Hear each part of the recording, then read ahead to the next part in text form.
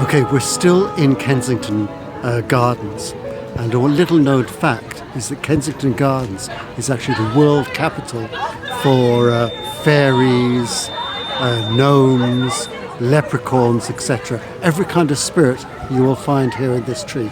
Now the tree is an oak, and it's 900 years old. It was originally actually in Richmond Park, but it was brought over here. And there was a sculptor called Ivor Innes, and he could see the spirits in the tree. So he went in there and he worked tirelessly to bring them to life. And, you know, you've got the whole world, everything you can imagine is happening here. So this little fellow down here, he is actually carrying berries up to Bark Hall. And this is where the fairies, they have all of their banquets and so on. And around here, this is the library where they can read all about their folklore and the history of the little people. And this could be the owl from Harry Potter, God knows. Yeah.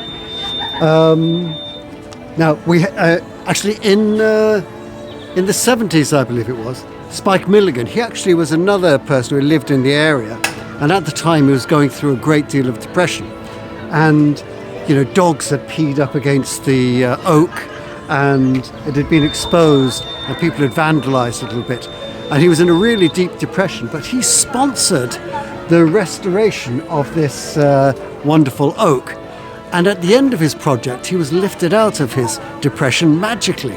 Anyway, let's have a look at some of the other people around here.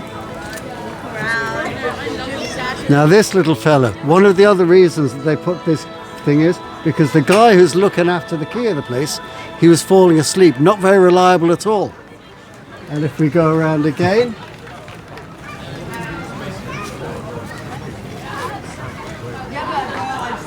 now here we've got a leprechaun over here.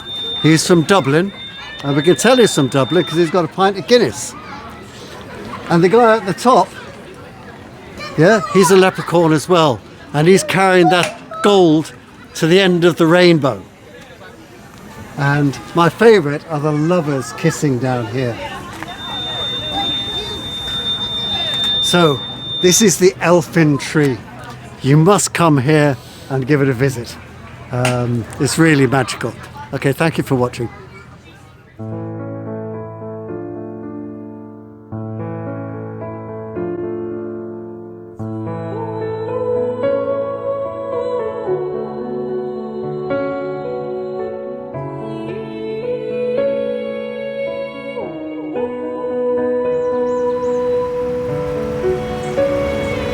Hello again. We're actually at Victoria Lodge between Hyde Park and Kensington Gardens. And in the late 1800s, there was a gentleman called Mr. Winbridge, and he was the servant to the Duke of Cambridge, and he was made the lodge master of this lodge here, the entrance into the parks. And he used to sell lollies and sweeties for the kids, and people, he was very, very popular. Everybody really loved him. And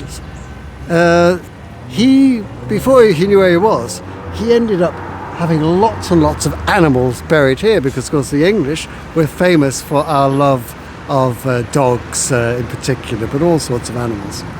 And actually the Strand magazine, they ran a piece on this cemetery, this pet cemetery, and they asked him, Mr. Winbridge, how did it happen? And he said, well, it was like this, sir. One gentleman came and he asked if he could bury his dog here. And so I said yes.